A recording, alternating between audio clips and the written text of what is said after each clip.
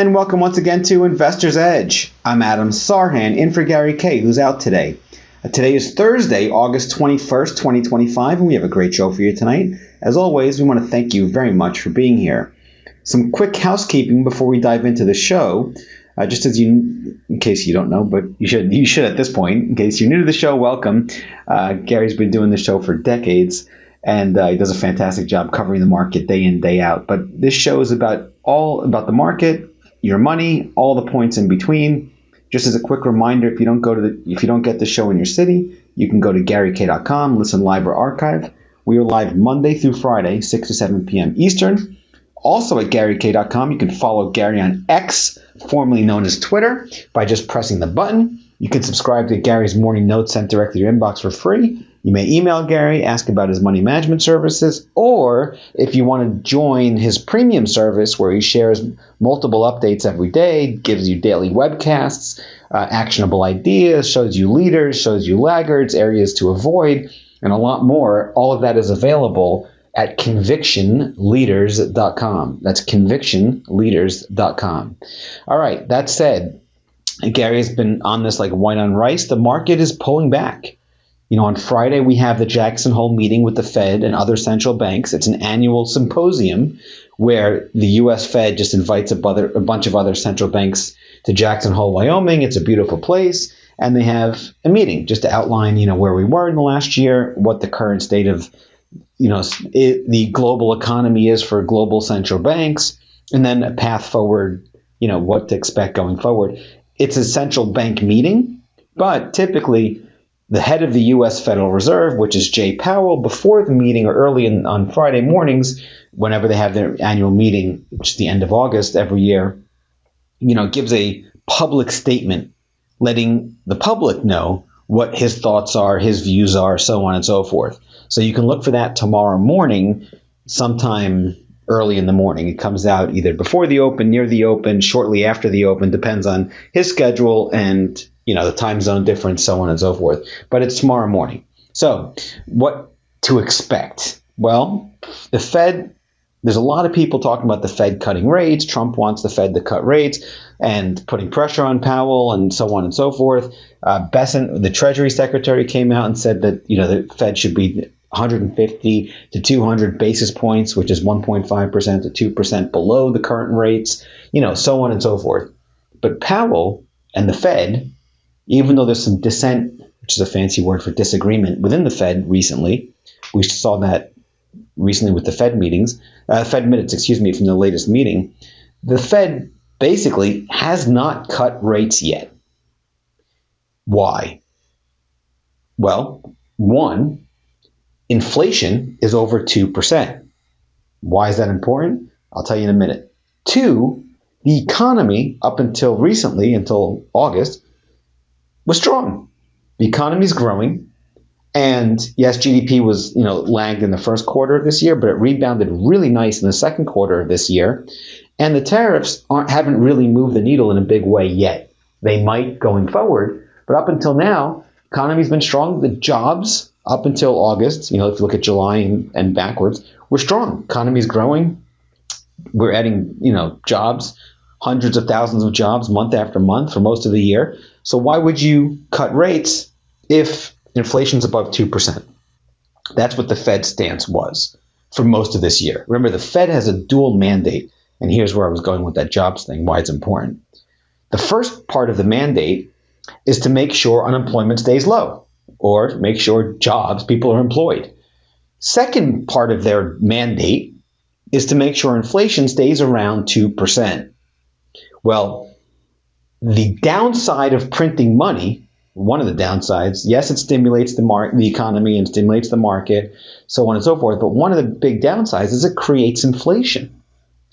And what's happening is you have a situation where the Fed, for a long time, was, inflation just wasn't a problem. But recently, inflation became a problem. Why? Because after COVID, the Fed really went just guns blazing, helicopter money, took rates to zero, printed unlimited money. And then after that, the years that followed, we had inflation, and we still have it now. So coming to this year, 2025, which is 5 years after COVID, inflation is still above 2%. So the Fed's looking at the data. Yeah, jobs up until August, jobs were good, economy's growing, and inflation's above 2%. Why should we cut? I mean, that's more or less their logic. Right or wrong, I'm not here to judge. I'm just here to look at both sides of the argument so we can make our own decisions, right? All right, why should I cut rates? The downside of cutting rates now prematurely may cause inflation to go up even more. And inflation's already above the target of 2%. So why would we cut? That's what Powell has been saying all year. What changed? Well, something big changed this month in August. For the first time this year, we saw the jobs report come in way below expectations in August, and the last 2 months were revised down big time. So the job situation has gotten much weaker. Another thing that's changed is that inflation has come down considerably. CPI, the Consumer Price Index, came in weaker than expected. So both of those data points give the Fed room to cut rates, where that wasn't there before. And a little bit later, I'll talk about earnings. This week, we have a lot of earnings coming out from big retail stocks or, consumer-related. Home builders reported this week. A lot of retailers reported this week. And it's been mixed results, but many of them, big ones, Target, Walmart, even today with Hovani and HOV, gapped down and fell, which means the market doesn't like the earnings. Which means what? The consumer potentially could be getting weaker, not stronger. All of that opens the door for the Fed to cut. And that's what's changed, folks. Up until now, the Fed looks at the data. We have a dual mandate, 1 and 2, jobs, unemployment rate, and inflation. Neither one, from Powell's point of view, warranted a big cut, even a cut at all. Because it's a trade, right? Every decision, I like to say, is a trade. There's an element of risk, element of reward. That's it. It's that simple. It doesn't matter if you're going to cross the street, if you're going to buy a stock, or if you're going to cut interest rates. There's an element of risk, element of reward, for the most part. All right. He's measuring that in real time, and the Fed has told us for years they're data dependent. So the incoming data, when that changes, which happened now in August, okay, that's going to likely change his stance. If I had to guess, I have no idea what he's going to do or what he's going to say tomorrow or what he's going to do in September at his meeting. Wall Street pretty much, it's a lock that he's going to cut rates, whether 25 basis points or 50 basis points, a quarter point or half a point. It doesn't matter. It doesn't matter, but we don't know exactly what he does, but it's pretty much a lock at this stage from the analyst point of view that he's going to cut rates at some point in September. Okay, great. Now, could he surprise everybody and cut rates before then? Yeah, sure. He could do anything he wants. But up until recently, he hasn't had the data to support a rate cut. Now that data has emerged. And that's the big message I want to drive home before Jackson Hole tomorrow, before the Fed meets tomorrow and talks. That's one big thing to keep in mind. The second big thing is the market is a forward-looking mechanism. Meaning what? The market looks forward, and economic data, by design or by definition, looks backwards. So if the jobs report came out and said, oh, yeah, we only created one job last month, I'm exaggerating and just creating a hypothetical situation here to illustrate the point, that tells us what happened last month. The market's looking forward. Oh, inflation was lower last month. The market's looking forward. Oh, the Walmart reported earnings and gapped down. Market's looking forward. Because what does it mean for the consumer going forward? Walmart has to deal with tariffs, and Target also, a lot of these consumer stocks have to deal with tariffs. And they can't really pass that on to a weaker consumer. I'm not saying the consumer is weak now, but if the economy slows down, people lose their jobs, or the jobs report goes negative, guess what? It's going to be very difficult for the consumer to stay strong, so to speak, right? So that's more, again, part of this job is connecting dots. Is saying, oh, okay, let's look at the data. This is an exercise I do that's very, very effective with investors is it's a role-playing game. It's an intellectual, hypothesis. Let's create the scientific method. Let's test different hypotheses to see what makes the most sense. In other words, if I'm the head of the Fed, what would I do? Let's look at the data. Let's make sense of it. If I'm the head of a big, huge fund, managing $50 billion or $100 billion, what would my view be for that investment committee, so on and so forth? Make our own decisions. Up next, we've got a lot more to cover. I want to thank you very much for being here. I'm Adam Sarhan. This is the one and only Investor's Edge. And welcome once again to Investor's Edge. In case you're just joining us or missed any part of the show, you can go to GaryK.com, rewind, fast forward, listen at your convenience on any device you want for free 24/7 anywhere in the world that has internet. All right. Or you can even download it. A friend of mine just downloaded Gary's show and listened to it on a plane. He's going from Spain to France. He was going from Madrid to Paris. And he was listening to Gary's radio show, and he texted me when he landed. He said, "Oh wow, blah blah blah blah," and we had a big back and forth. So anyway, it's available for free anywhere you want. GaryK.com. All right. So the first part of the show, we spoke about the Fed because tomorrow's Jackson Hole, and again, we spoke about a game that I like to play or an exercise that I like to do, which is if I'm in the Fed's chair, if I'm the chair of the Fed, or if you're the chair of the Fed, let's look at that data. Let's make a decision based on the data that's in front of us. They're data dependent. Great. So are we. Let's look at that data and let's make our own decision. Here's what I would be doing. And just filter out all of the noise. Oh, this is this guy's opinion. He says this. He says that. That's great. Let's look at the earnings for these companies. Are earnings growing, not growing, contracting, so on and so forth. More importantly, what is the market's reaction to the news? That is so powerful, folks. I can't begin to tell you. Why? Because that's what shows up on our statement, the price. It's not someone's opinion. If the Fed cuts rates and the market falls huge or goes up huge, the Fed cutting rates or not cutting rates doesn't show up on the statement. Price. Only thing that shows up on the statement is price.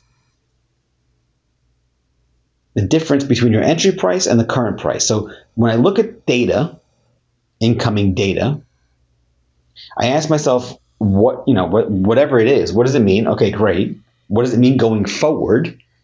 Okay. And then more importantly, how does the market react to that data? Because to me, that's the most important thing. That's the wild card. That's the trump card, whatever word you want to use. That's where the most of the emphasis in my mind's eye goes to. How is the market reacting to this? It's just a game of expectations. Because events, what is happiness? I studied under this for a long time, this concept of happiness, right? Well, all right. Events occur in life. The event itself, for the most part, I'm going to give you just a simple example here. For the most part, some events are good or bad, but for the most part, an event is neutral. How it relates to our expectation determines whether we're happy or not.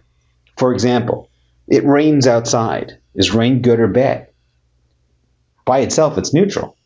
But if we're on a Caribbean vacation and we saved money for 2 years and we planned it and we're only there for a few days and it rains every day we're there, not good. If there's a huge drought and we need water, very good. But the rain didn't change. What changed? Our expectations. So how that event reacts to the market's expectation, and then how the market behaves is super important. Because that tells me what the big institutional investors that move markets are doing with their money. Not what they're saying or what they're thinking, it's what they're doing. I'm not privy to see what their buy orders are or sell orders in real time, but it shows up in price. It shows up in volume. If you see a stock that trades average volume of 5 million shares, one day has 20 million shares. Wow, 25 million shares, 4x or 5 times normal volume, and it's a big move up or big move down, that tells me pretty much what the market thinks at any given point. And that's really, really powerful. Why? Because as an investor, our job is to connect those dots, put those pieces together. and make sense. Create that hypothesis, test it, see if it's aligned with the market's actions. And if it's not aligned with the market's action, okay, there's the element of risk, right? I'm going to be wrong. I'm going to be wrong a lot. As long as my losses are small and the winners are bigger than the losses, even if there are fewer winners, it's okay. But, and that's an important point too, which I'll touch on later, and I'll talk about baseball. But it's really important to just do that thought experiment. Let me empower me. Let me take that data that's out there. It's all public data. And I want to see what I think will happen. And then test it against what actually happens. And I keep track of it. Journal it. Write it down. It's a very, very healthy exercise. You can do it once a week. You can do it every night. I recommend doing it when the market's closed, and then going back the next day and saying, oh, was I right, wrong? What actually happened? How can I adjust my analysis? What did I miss? Look for those blind spots. Super, super powerful if you take the time to do it. It's a great exercise, not just in the market, but in life, in business, anywhere you want to go. My expectations are X, Y happens. Well, what did I miss? How can I improve? And do it with a loving fashion. Over time, you can detect patterns in your thinking and find blind spots that otherwise, we're all creatures of habits. What are our habits? Some of them we're aware of, some of them we're not aware of. How do I react? What's not being said shows up my actions. All right, so that's with the market. Let's talk about the winning and losing for a second. That's really important. Here's a fancy word, asymmetric risk. Small risk on the downside, asymmetric returns versus risk. Big risk, big reward on the upside. So, for example, baseball. The best baseball players in the world tend to hit the ball 3 out of 10 times. That means they strike out 7 times. That's okay. And they're the best of the best. 4 out of 10 would be wow. But really 3 out of 10. But why does that work? Because when baseball players are wrong, they have 1 out. 3 strikes, you're out. You lose one, you're 1 out. Okay, great. Best case scenario, baseball player has people, bases are loaded, and the baseball player stands up, hits a grand slam home run, wins 4. Even if they have 2 people on base and the hitters, that's 3. Even if there's 2 people, 1, and then more points than they lose. Worst case scenario for a baseball player, when they hit the home run, there's no one on base, they score. It's 1, they lose 1 out. If they're right, they get 1 run or more. 2 runs, 3 runs, or 4 runs. That's asymmetric risk to reward. Small risk when you're wrong. You get 1 out. When you're right, you can have up to 4 points. And that can really move the needle in a big way, especially when it's compounded over time. So next time they get that fastball down the middle, good hitter is going to swing. And if they strike out, that's okay. Not get frustrated, not get upset, so on and so forth. Trading is very, very similar. Where if you're an active trader, most active traders I speak to at least, most trades don't work. As long as those losses are small, that's quote unquote okay. Why? Because when you are right, and if you let your winners run, you'll do very, very well over time. To illustrate this in super simple terms, let's say there's 2 traders. One person has 10 trades. The other person has 10 trades. One person loses 9 out of 10 times. The other person wins 9 out of 10 times. Which one do you want to go with? Well, the one that wins more, right? Not necessarily. Up next, I'll tell you why. I'm Adam Sarhan. This is the one and only Investor's Edge. And welcome once again to Investor's Edge. In case you're just joining us or missed any part of the show, you can go to GaryK.com, rewind, fast forward, listen at your convenience on any device you want, all for free. All right. We spoke about risk versus reward. Every decision I make, I think of an element of risk, element of reward in simple terms. But okay, what's the worst case scenario here? Where's my stop? If this trade doesn't work, before I enter, I ask myself, where am I going to exit? How much am I going to risk if I'm wrong? If I'm okay with that risk, then I'll take, and then of course there's the other side is the reward side. And if the reward is bigger for the most part than the risk, I'll take the trade. So before, or just a few minutes ago, I said, okay, let's talk about 2 traders to illustrate this point in super simple terms. Trader 1 has 10 trades. They lose 9 out of 10 trades. 90% loss ratio. Trader 2, or Trader B, has the same thing, 10 trades, but this time they win 9 times. 90% win ratio, and they lose 1. Which trader would you give your money to? Most people say, oh yeah, the one that is right 90% of the time. The answer is we don't have enough information to determine. Because the win ratio versus the loss ratio really is secondary. It's not even a material, it's not important to the decision. Why? It's how much do you win when you're right versus how much do you win when you're wrong. Oh, excuse me, how much do you lose when you're wrong? How much do you win when you're right? How much do you lose when you're wrong? So, for example, guy loses 9 times out of 10. Let's say he loses $1. I'm oversimplifying. 9 times. He's minus 9. The 10th trade, he wins $10. Net, the guy's up $1. The other trader that lost 9 times in a row,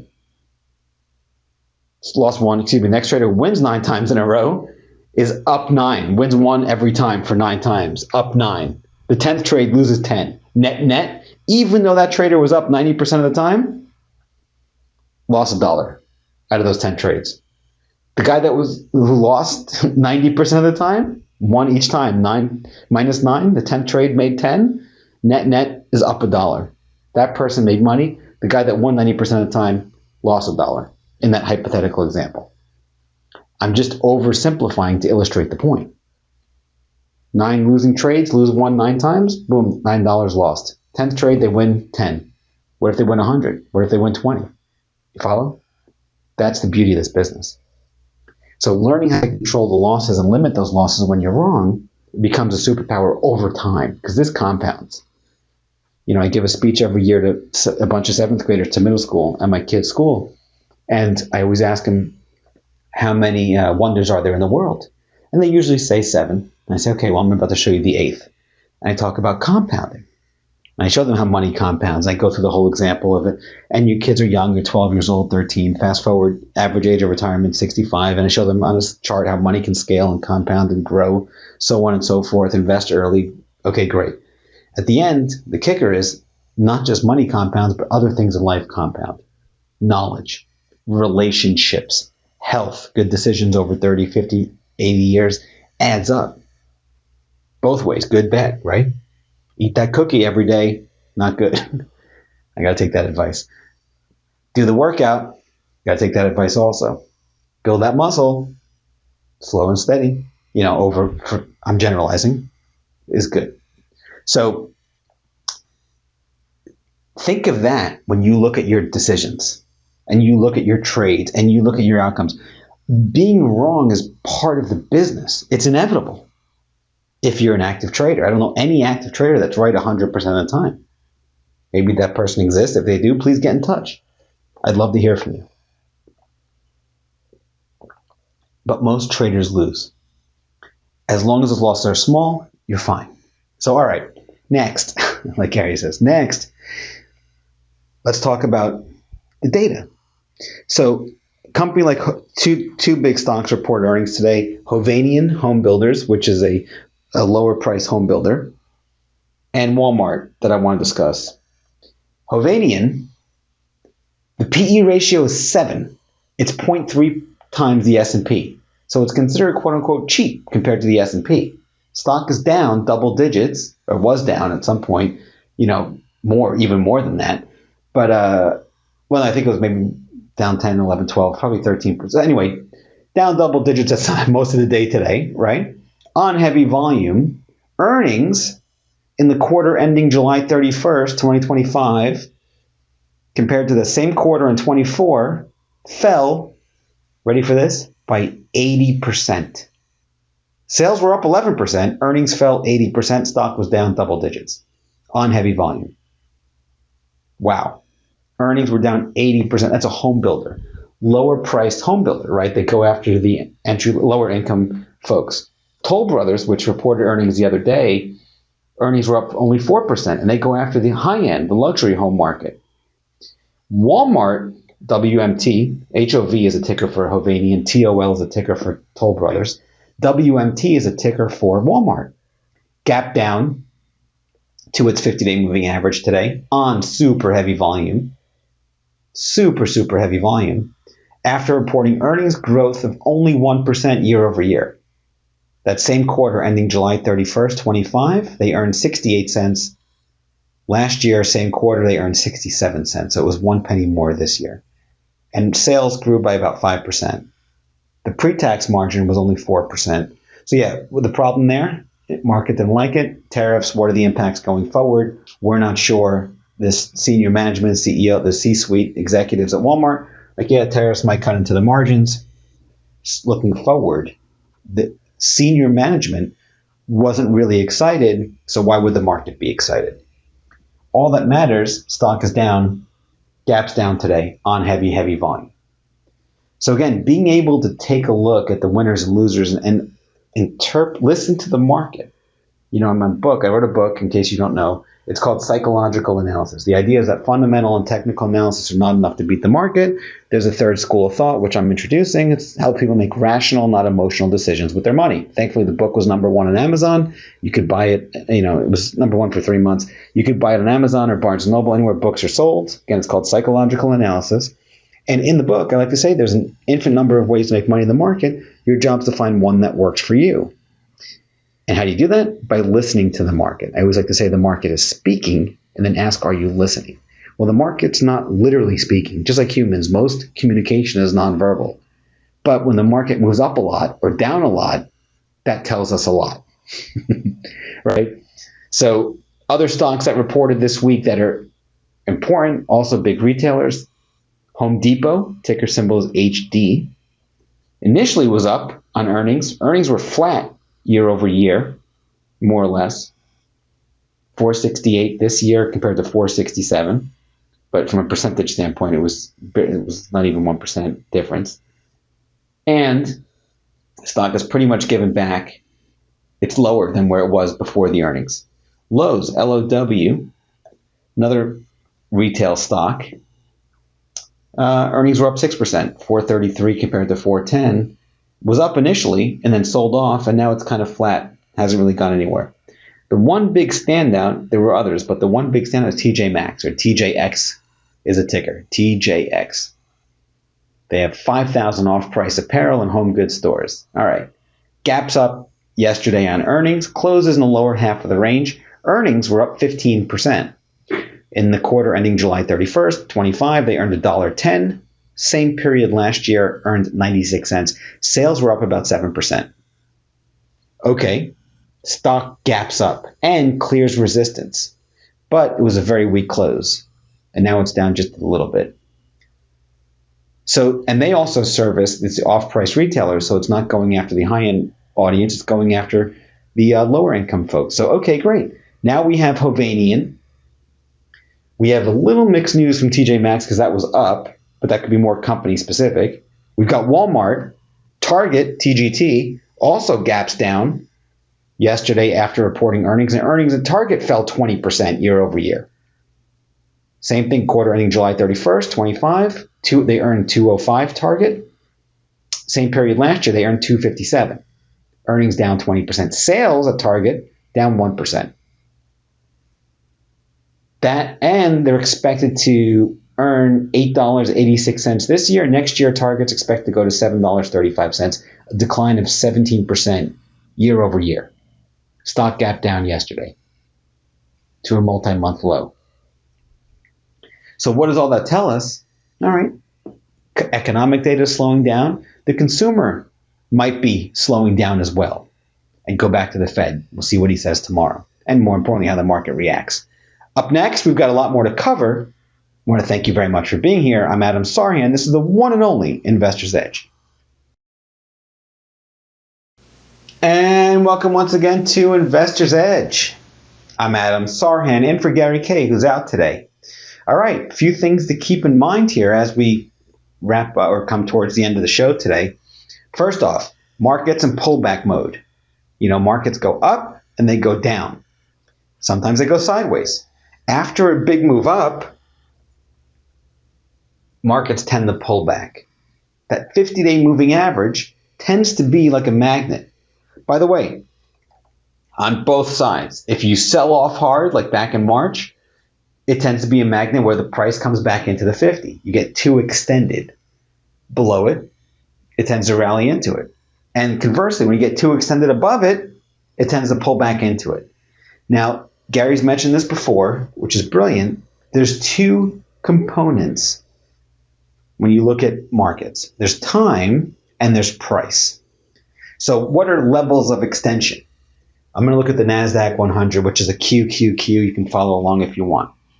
The NASDAQ 100 just recently hit an all-time high about a week ago, right around the 13th of August.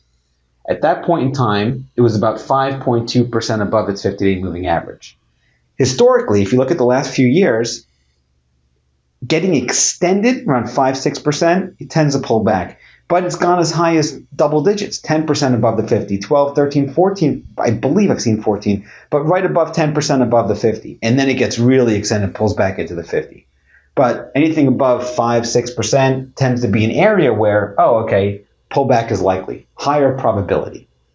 So it reminds me of a traffic light. After every green light, what happens? You get a yellow light and then a red light. So after every red light, you get a green light. It's just the way it works. So when markets are going up and doing great, so on and so forth, that's green light. After every green light, you're going to pull back. I mean, it's inevitable. It goes yellow, then goes red. You get the pullback, and then you have another green light again. So that's the first component, which is price. It's time and price. I talked about price first. Second one is time. The other element to keep in mind, even though 5% is not crazy extended on a percentage basis above the 50 for the NASDAQ 100, the other component to keep in mind is time. The last time the NASDAQ 100, the QQQ, touched the 50-day moving average, folks, was back in May. We're now towards the end of August. That is a long time. Most likely, again, it's all about probabilities, market's going to pull back at some point.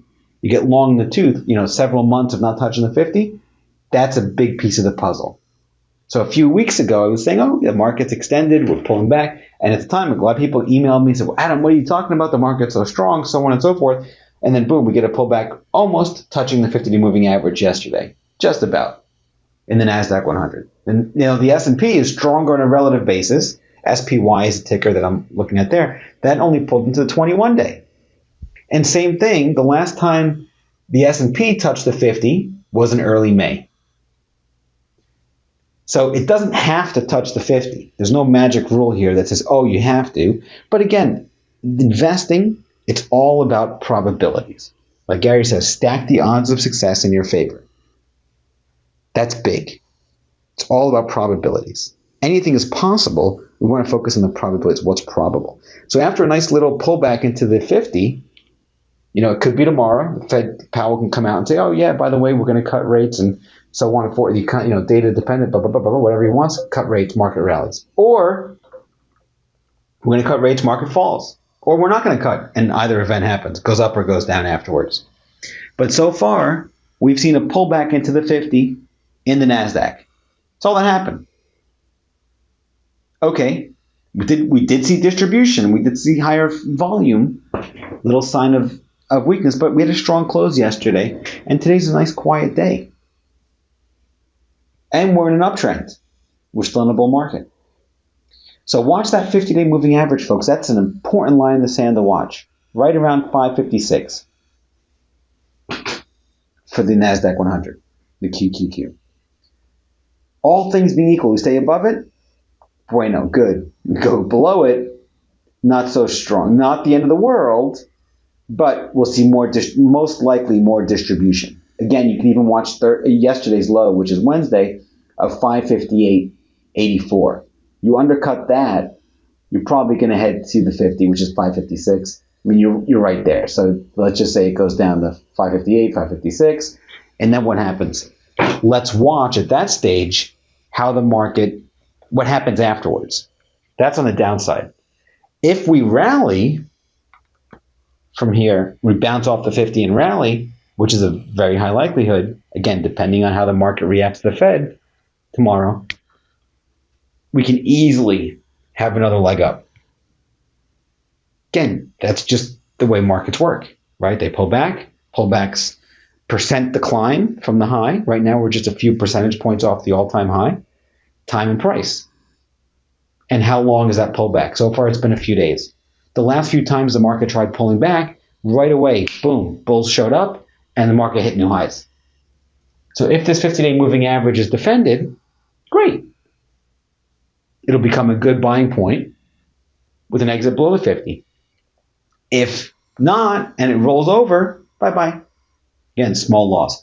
Risk versus reward. And I'm not saying to go buy the market. No investment advice is being given. Everything is general in nature. All I'm just trying to do is help you think in probabilities, understanding how to shift the focus to looking forward and understand what are the odds. The beautiful thing is that with this business is that there's only three things that can happen. Market can go up, market can go down, or market can go sideways. That's it. Same with any stock, up, down, sideways. It's the only thing that can happen.